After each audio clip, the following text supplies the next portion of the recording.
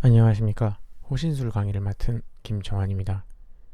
우리는 지난 이론 강의에서 정당방위의 개념 및 사례를 통한 법적인 테두리 내에서의 호신술의 개념을 파악해 보았습니다. 이번 시간에는 범죄 심리학을 통한 범행자의 심리를 파악해 보고 호신용품에 대한 논의도 해보고자 합니다. 요즘 묻지마 살인, 폭행 등의 뉴스를 우리는 그리 어렵지 않게 뉴스 및 각종 언론 매체를 통해서 접할 수 있습니다. 우리가 아무리 호신술을 익히고 있다거나 신체가 건강하다고 하더라도 갑작스레 벌어지는 위험한 상황에서의 호신은 그렇게 쉬운 일이 아닐 것입니다. 이미 우리가 실기 수업 시간을 통해서 다양한 방식의 호신술들을 배워보기도 했지만요. 이미 이야기했듯이 상대방이 나를 공격하기 전에 그것을 먼저 파악해서 그 상황을 모면하는 것이 가장 최선의 호신술일 것입니다.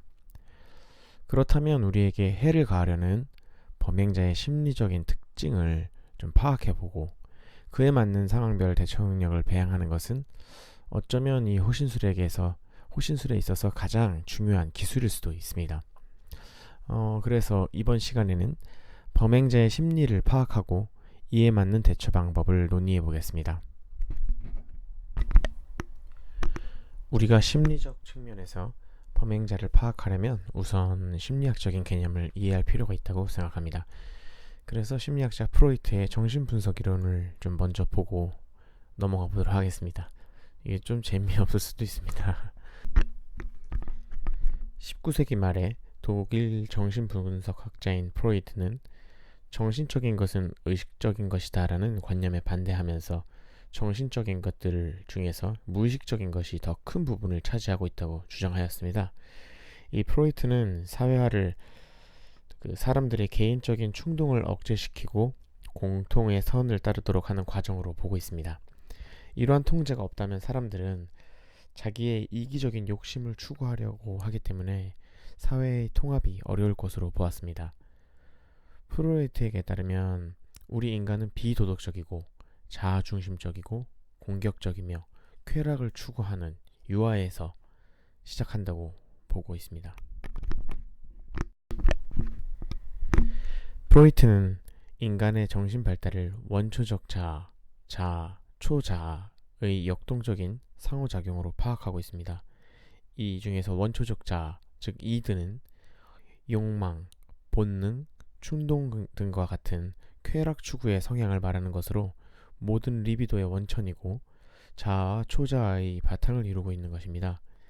이 이드는 쾌락 원칙에 따라서 움직이는데 쾌락 원칙이란 쾌락만을 추구하고 고통을 회피하려는 경향, 즉 이 마음이 흥분이나 긴장을 야기한 경험에 직면하였을 때 일체의 흥분이 축적되는 것을 피하고 가능한 흥분이 없는 상태를 유지하고자 하는 경향을 말합니다. 다음 자아, 즉 에고는 이들을 의식적으로 통제하고 이를 적절한 방향으로 돌려서 현실적인 충족을 얻을 수 있도록 하는 역할을 합니다. 이 에고는 현실 원칙에 따라서 움직이는데 현실 원칙이란 현실의 필요성에 따라 쾌락 원칙을 다른 변형된 것으로 대처하는 방식을 배움으로써 현실을 고려하고 실질적으로 쾌락을 실현시키고자 하는 경향을 말합니다. 이 마지막으로 초자아, 슈퍼에고는 이도와 에고가 사회 규범에 맞게 활동하도록 규제하는 힘으로써 자아 이상 또는 양심의 기능 또는 열반의 원리에 의해서 지배됩니다. 이처럼 인간 내면의 자아 중 이드는 충동 욕구에 의해서 움직이고 에고는 현실 욕구에 의해서 작동되며 슈퍼에고는 열반 욕구에 의해서 움직입니다. 그러므로 이드가 너무 강한 사람은 본인의 충동 욕구를 잘 억제하지 못해서 범죄를 저지를 가능성이 높다고 합니다. 이런 이들을 적당하게 통제하는 것이 에고와 슈퍼에고의 역할이죠. 반면에 이 슈퍼에고가 강한 사람은 자신에 대해서 상당히 엄격하고 높은 수준의 도덕률을 추구하기 때문에 매사에 완벽에 가까운 행동을 하려고 노력한다고 합니다. 이 슈퍼에고는 두 가지 면을 포함하는데 하나는 자아 이상이고 또 하나는 양심입니다. 자아 이상은 인간이 항상 선을 행하려는 마음가짐과 직결되고 양심은 악이나 범죄, 부도덕성에 대항하는 수단입니다. 인간이 가질 수 있는 최상의 자아인 슈퍼에고는 자아 이상과 양심이란 가치 판단에 의해서 움직이기 때문에 욕망에 의해서 움직이는 이들을 충분히 통제할 수 있다고 합니다. 인간은 원초적인 자아인 이들을 억제하기 위해 에고와 슈퍼에고의 역할을 빌리지만 또 이 슈퍼에고가 너무 강한 사람 또한 이드가 강한 사람만큼 위험한 행위를 할 가능성이 높습니다. 예를 들면 이 슈퍼에고가 강한 사람은 타인에 대해서 관대하지 못하고 매사에 비판적인 성향을 나타내는 경향이 있습니다. 또한 이 자신이 어떤 상황 하에서 자신의 자아를 완벽하게 통제하지 못했다는 강한 죄의식이나 수치심 때문에 스스로 목숨을 끊는 극단적인 행동을 취할 가능성도 높다고 합니다. 따라서 이들을 통제하는 수단으로서 슈퍼에고의 역할이 중요하지만 또 너무 강한 슈퍼에고 또한 제대로 된 자아 형성의 장애 요인이 되죠. 결론적으로 슈퍼에고는 이들을 통제하는 범위 내로 이들을 의식적으로 통제하면서 에고의 현실 원칙에 따라서 욕구를 충족시키는 것이 바람직할 것입니다. 우리는 이 중요한 이 다른 사람과의 사회적 상호작용을 통해서 우리 자신에 대한 호호, 불호의 감정을 가집니다. 자신이 남들에게 어떻게 비춰질지를 상상하고 자신에 대해서 좋은 감정을 가지면 타인 또한 자신을 호의적으로 평가하고 나쁜 감정을 가지면 좋지 않은 인상을 심어줄 가능성이 있는 것이죠. 이처럼 자신에 대한 호불호의 자아 개념이 확대된 형태로 사회의 구성원들 간의 상호작용을 통해서 나타나는 것이 자아 존중감이라고 할 수 있습니다. 즉, 이 자아 존중감은 자기 자신의 평가의 결과로 나타나는 감정입니다. 자아 존중감과 이 비슷한 용어로 사용되는 개념으로서 자기 사랑, 자기 존중, 자기 수용, 자기 만족, 자기 가치, 자기 개념 등이 있는데 이런 유사한 개념 중 가장 보편적으로 사용되는 용어는 이 자아 존중감과 자기 개념입니다. 이 범죄 심리학 쪽에서 이 자아 존중감을 되게 중요하게 다루는데요. 이 중요하게 다루는 이유가 이 자아 존중감이 공격성과 연결되어 있기 때문이라고 합니다. 이 자아 개념에서 살펴본 것처럼 스스로 자신을 긍정적으로 혹은 부정적으로 받아들임에 따라서 자신의 행동을 결정하게 되고요. 이런 결정은 사회 적응 및 부적응 행동과도 직접적인 관련이 있다고 합니다. 높은 자아 존중감은 사회가 요구하는 정당한 행동 및 적응과 관련이 있고요. 낮은 자아 존중감은 부적응 행동 또는 공격성 또는 범죄 행위와 상관관계가 있다고 합니다. 이 자아 존중감은 특히 공격성과 깊은 연관관계를 가지는데 자기 자신에 대해서 부정적인 평가를 내리고 자신의 가치를 낮게 볼수록 공격성이 높아지고요.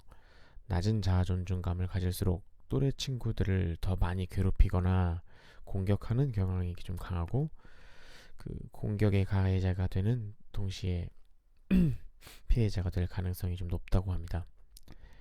반면에 자아 존중감이 높은 청소년들은 또래 관계나 교사들과의 관계가 잘 적응이 되고 친화적인 행동을 보이는 것으로 나타났다고 합니다.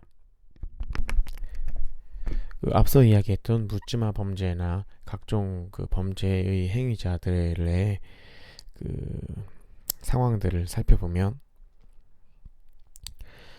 제대로 된 사회화 혹은 자아 존중감을 형성하는 방법을 제대로 배우지 못해서 그것들이 이제 타인들에게 공격적인 행동으로 표출되는 그런 것들을 이제 쉽게 볼 수 있습니다.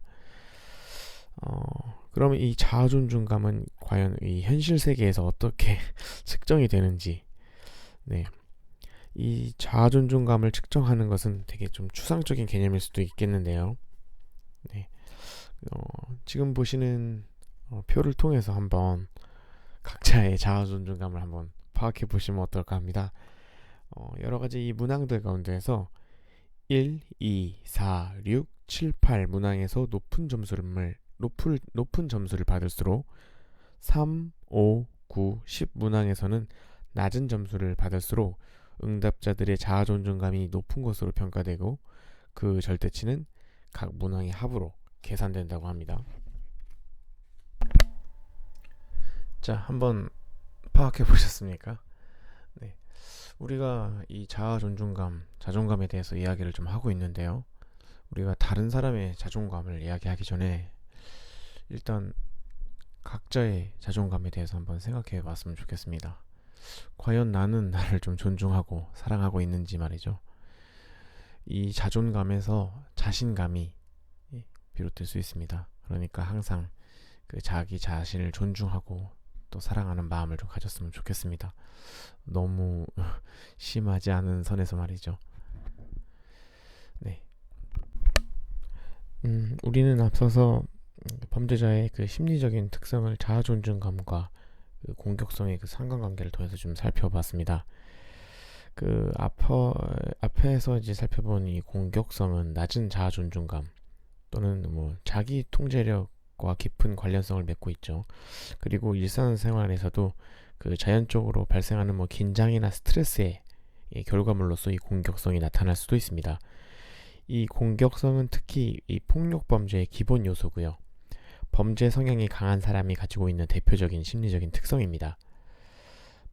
지금부터는 우리가 이제 범죄자들의 심리적인 특성 중에서 앞서 다루지 않았던 이 충동성, 분노, 불안에 대해서 좀 살펴볼 건데, 이 충동성이나 분노, 불안 또는 뭐 긴장과 스트레스가 이 공격성으로도 발전해 나갈 수 있고요. 이 공격성이 결국 이제 범죄 행위로 더 나갈 수도 있다는 거죠.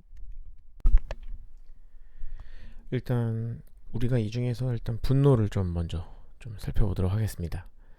이 분노는 폭력 범죄의 또 다른 원인이죠. 이 공격성과 어쩌면 가장 밀접한 관련을 좀 맺고 있기도 합니다. 즉 이 분노를 적절하게 조절하지 못하면 그 공격성으로 표출돼서 각종 범죄 행위로 이어질 가능성이 높습니다. 이 분노란 그 심리적인 좌절, 인지적인 기대의 좌절 등 스트레스의 요인이 되는 자극을 받은 상황에서 이 생리적인 변화를 수반하고 운동적 혹은 언어적으로 표현될 수 있는 다양한 강도를 지닌 불쾌한 내적 경험 상태를 말합니다.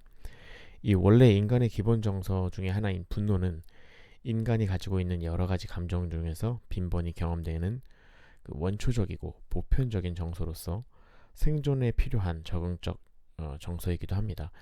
그래서 이 인간의 적절한 분노 표현은 사회적 관계를 유지하거나 변화시키는 데 긍정적인 역할을 하기도 하지만 분노 표현의 이 강도나 빈도 또는 이 지속 시간이 적절하지 못하면 신체적, 정신적, 사회적 문제를 초래할 뿐만 아니라 이 공격성으로 연결돼서 범죄로 발전할 가능성이 높아진다고 합니다. 그래서 우리 이 분노 조절 장애를 뭐 간단히 진단해 볼 수 있는 12가지 정도의 항목이 있는데 한번 각자 한번 읽어보시고 이 12가지 중에서 9개 이상 정도면 굉장히 높은 분노 조절 장애를 갖고 있을 수도 있다고 하니까 한번 참고해 보시기 바랍니다. 그러면 이 분노 조절, 이 분노와 관련된 반응 중에서 급성 폭발 반응과 울적 폭발 반응이라는 것이 있습니다. 이걸 한번 좀 살펴보도록 하겠습니다. 그 일본 속담에 도량 주머니에 실이 끊긴다라는 표현이 있다고 합니다. 이 옛날 사람들은 그 인내하는 마음의 크기를 도량 주머니에 비유해서 그 인내가 한계를 넘게 되면 그 도량의 주머니의 실이 끊긴다라고 표현했다고 합니다.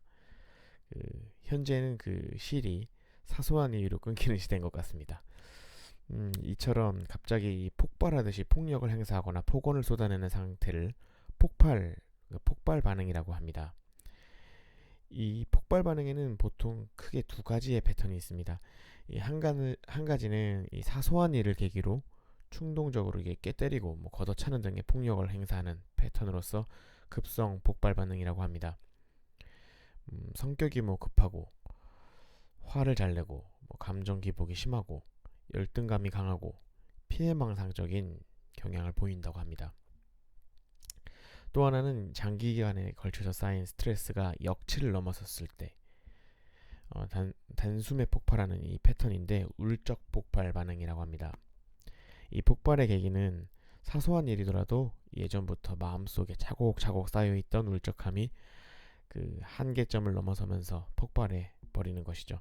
뭐 예를 들면 뭐 평소에 직장 상사에게 괴롭힘을 당하던 부하 직원이 사소한 잔소리가 지겹도록 반복되자 그 인내의 한계를 넘어서 상사에게 뭐 폭력을 행사하는 등의 일, 그런 것들이 있죠. 뭐 이런 식으로 폭발하는 사람은 평소 상당히 좀 고지식하거나 자기 주장을 못하고 스트레스를 제대로 해소하지 못하는 뭐 그런 유형이 많다고 합니다. 이렇게 뭐 급성 폭발 반응이든 울적 폭발 반응이든 일정 부분의 그 역치를 넘어섰을 때 우리가 이제 흥분을 하게 되고 더 폭력적인 그런 행동을 하게 되죠. 예, 그래서 뭐 더 걷잡을 수 없는 상태가 이르게 되면 뭐 블랙아웃 현상까지 일어나게 된다고 합니다. 예, 다음은 이 관련 영상을 하나 보시겠습니다. 강남 묻지마 살인사건의 충격이 채 가시기도 전에 퇴근길 지하철에서 또다시 묻지마 범죄가 발생했습니다. 침을 뱉지 말라는 청소원의 말에 격분해서 흉기를 휘두른 건데 이른바 묻지마 범죄. 백기정 전 수서경찰서 강력팀장과 함께 짚어보겠습니다. 안녕하십니까? 네, 안녕하십니까? 이번에 좀 충격적입니다만 그렇습니다. 유동인구가 많은 서울 그렇습니다. 지하철에서 흉기 난동 사건이 발생했는데 예. 먼저 어떤 사건인지 좀 정리해 주시죠. 지난 5월 25일 날 저녁 8시가 넘어서 이제 퇴근 러시아어 때 사람들이 굉장히 많은 사람들이 2호선 전철을 타고 퇴근 무렵인데 예.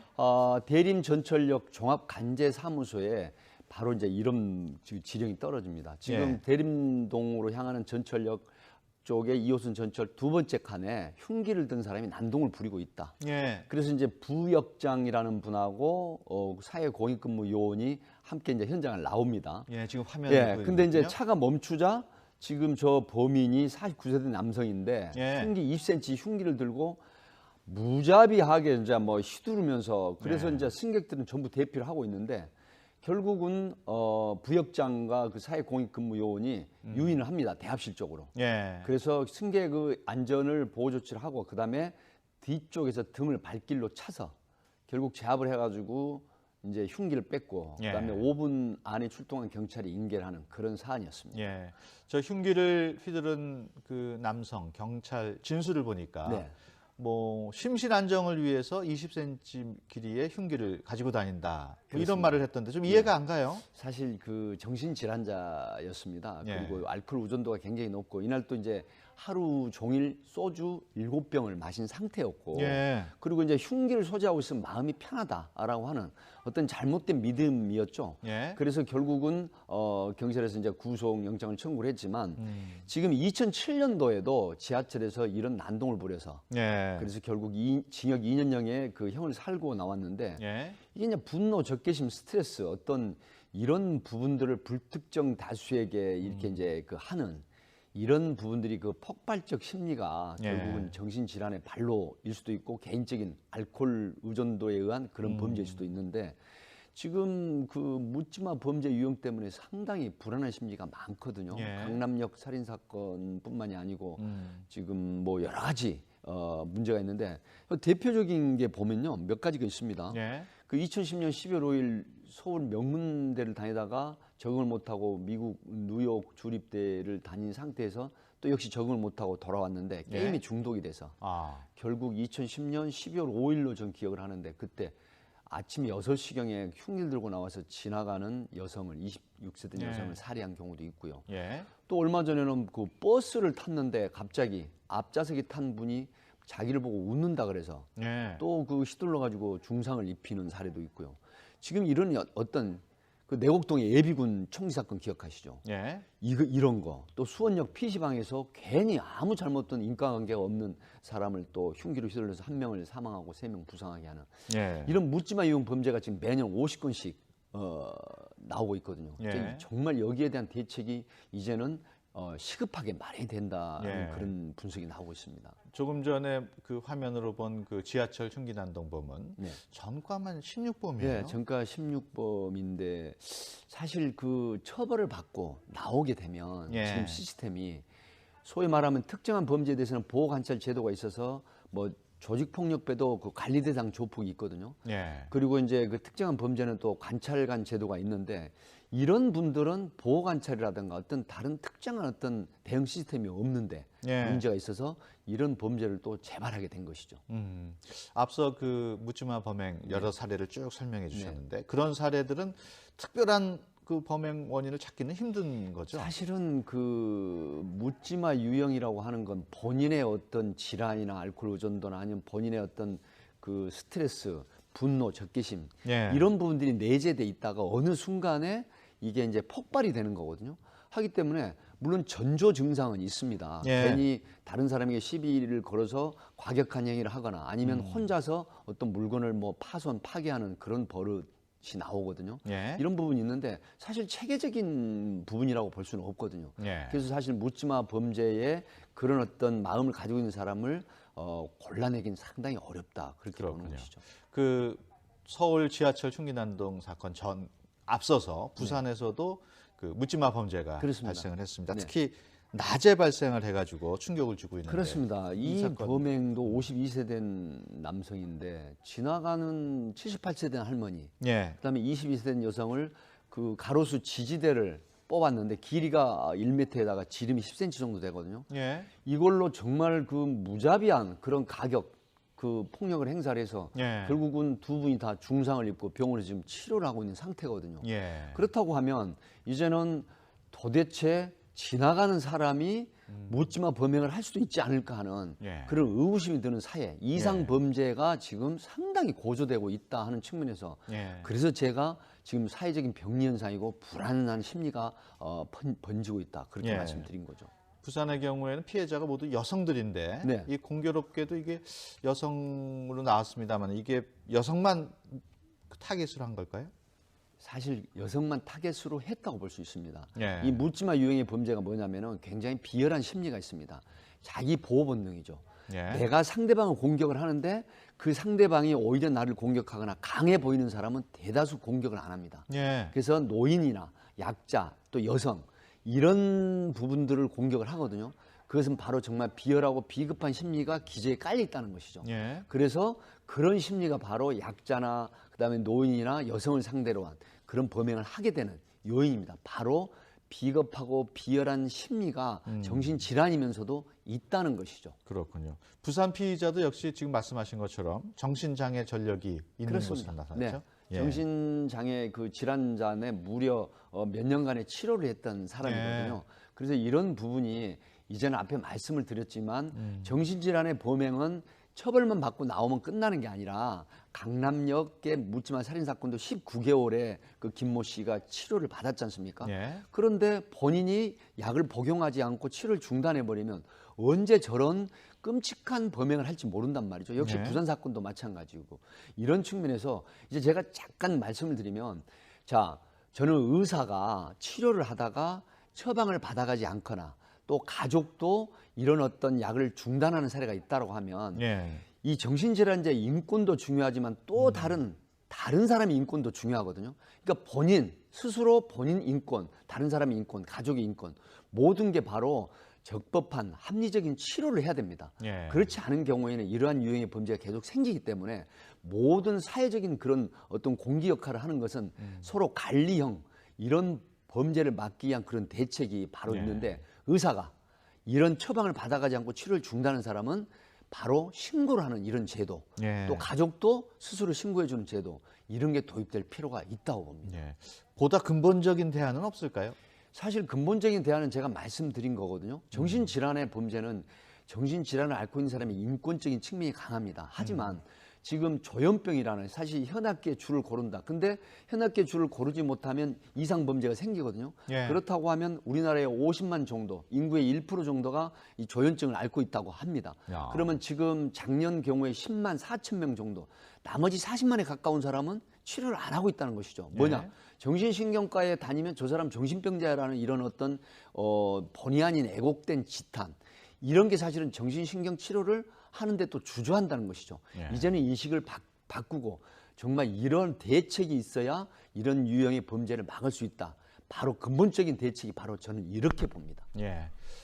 우리가 폭력에 대응하는 방법에 있어서 호신술의 뭐 기술 한 가지만으로 그것을 대응한다는 것은 굉장히 위험한 결과를 초래할 수 있습니다. 가장 합리적인 방법을 선택한다면 우리가 상대가 이성적인 상태인지 비이성적인 상태인지를 구분해야 될 것입니다.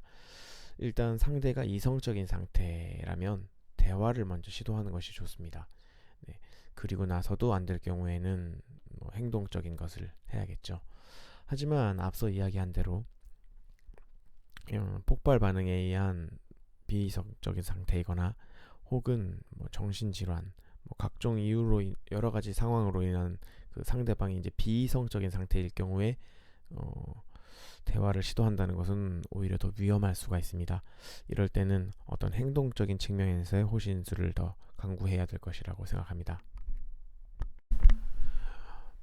앞서 살펴봤던 우리가 충동성이나 뭐 분노 등의 이유 이외에도 정신질환적인 측면에서의 범죄를 우리가 또 살펴볼 수 있습니다. 대표적으로 일단 사이코패스와 뭐 소시오패스 같은 것들을 살펴볼 수 있죠. 그래서 그것과 관련된 영상을 간단하게 좀 보고 넘어가도록 하겠습니다. 용인 살인사건의 피의자 신모 군이 살해 후 훼손한 긴 모양의 시신 일부가 모텔 정화조에서 발견됐습니다.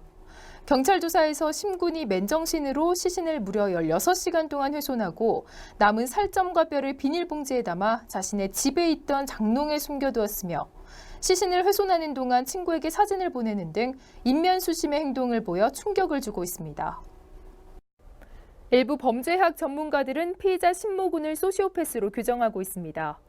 자, 이렇게 시신을 엽기적으로 훼손한 뒤에 태연하게 SNS에 심경을 밝히면서 비난이 이어지고 있는 가운데 피의자가 사이코패스가 아니라 소시오패스라는 주장이 나왔습니다. 이윤호 동국대 경찰행정학과 교수는 한 라디오 프로그램에 출연해서 사이코패스인 오원춘과 같은 사람이었다면 SNS에 글을 남기지 않았을 것이라면서 피의자는 소시오패스에 가깝다고 말했습니다. 그렇다면 사이코패스와 소시오패스 어떤 차이가 있을까요? 사실 그 경계가 모호한데요. 사이코패스나 소시오패스 모두 반사회적 인격장애 범주 안에 있습니다. 사이코패스는 자신의 잘못을 반성하지 않고 공감 능력이 결여된 정서마비 상태를 뜻합니다. 소시오패스는 타인에 대한 동정심이 없고 죄책감 없이 극단적인 범죄를 저지른다는 점에서 사이코패스와 비슷하지만 잘못된 행동이라는 개념 자체가 없는 사이코패스와는 달리 잘못된 행동이라는 걸 알면서도 반사회적인 행위를 한다는 점이 다른 점입니다. 공감 능력은 있다는 얘기겠죠. 사이코패스는 선천적인 이유로 만들어지지만 소시오패스는 자라온 가정이나 사회적 환경에 의해 발생한다는 점도 차이가 있습니다. 이 소시오패스는 우리가 흔히 볼 수 있는 평범한 사람들 중에 존재할 수도 있는데요. 전체 인구의 4% 정도가 소시오패스라는 연구 결과도 있습니다. 이 소시오패스는 각박한 사회가 탄생시킨 어두운 존재가 아닐까 싶은데요. 이번 사건을 계기로 청소년 범죄 예방을 위한 교육은 물론이고 소시오패스를 막을 수 있는 대처 방안을 마련하는 것도 과제로 떠오르고 있습니다. 그래서 우리가 안전한 자기 방어를 위해서는 그 세 가지 요소를 좀 더 깊게 생각해 봐야 됩니다. 일단 첫 번째로 정확한 상대 인식이 필요하고요. 두 번째로는 그 빠른 상황을 인지하는 것이 중요하고 마지막으로 이제 호신 능력을 배양하는 것이 필요할 것입니다. 자, 그럼 우리가 호신 능력의 배양에 앞서서 가장 먼저 일단 생각해 봐야 될 것이 있습니다. 어떤 상대의 그 위협 상황에서 상대의 그 위협 상황 이후에 바로 대처하는 것은 상당히 어렵습니다. 그래서 일단 상대가 그 위협을 가하려고 하는 그 상황 중에서 그것을 먼저 파악해서 그 상황을 벗어나거나 방어하는 것이 사실 좀 더 수월합니다. 그러려면 일단 그 자기 자신의 그 안전 공간을 확보해야 할 필요가 있습니다. 보시는 사진들이 그 안전 공간에 대한 이야기를 하는 건데요.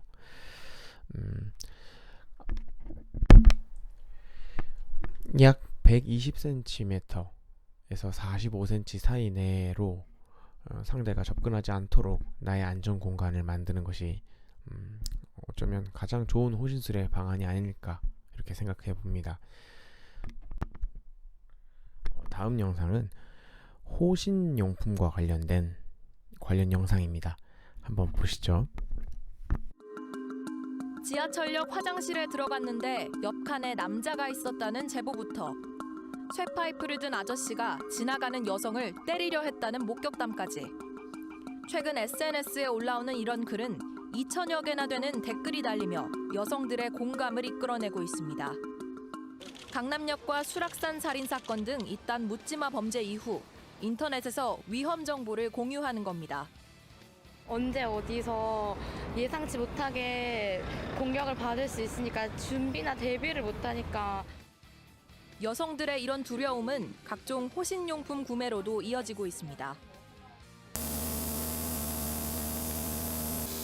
이렇게 작은 크기로 나온 전자충격기와 호신용 스프레이는 휴대성이 좋아 여성들이 많이 찾습니다.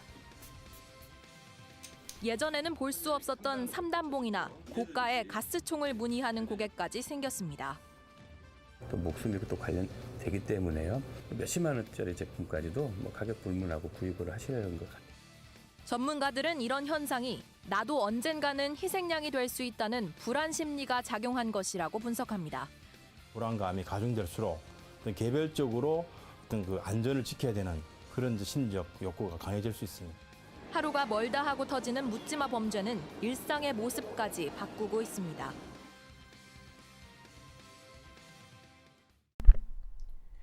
영상에는 자세히 나오지 않았지만 그 전기 충격기나 혹은 그 가스총의 경우에는 반드시 그 해당 그 경찰서에서 신고를 한 후에 사용을 하는 것이 옳다고 합니다. 그 밖에 다른 호신용품을 사용하는 데 있어서도 우리가 정당방위 시간에 배웠던 그것들을 생각하면서 사용하는 것이 좋을 겁니다. 우리가 호신술 실기 시간에 그 칼이나 흉기를 막는 기술들을 좀 배워봤습니다. 배울 때도 이야기했었지만 굉장히 이 깔끔한 상태로 막기는 아마 힘들 거라는 이야기 기억하시죠? 관련된 기사가 좀 있어요. 그때도 한번 얘기를 했었지만 우리가 그 칼막기에서 가장 일단 중요하게 생각해야 되는 여러 가지 곳이 있죠. 신체 부위가 있죠. 그 중에서 심장이나 얼굴 쪽, 눈 이런 것을 제외하고서 우리가 생각하지 못하는 곳이 두 곳이 있는데, 첫 번째가 혈관, 동맥이고요. 두 번째는 힘줄, 건입니다. 그거가 관련된 이야기는 충분히 했었으니까 여기 나오는 사진을 통해서 한 번 더 생각해 보셨으면 좋겠습니다. 이것으로써 강의를 마치겠습니다. 경청해 주셔서 감사합니다.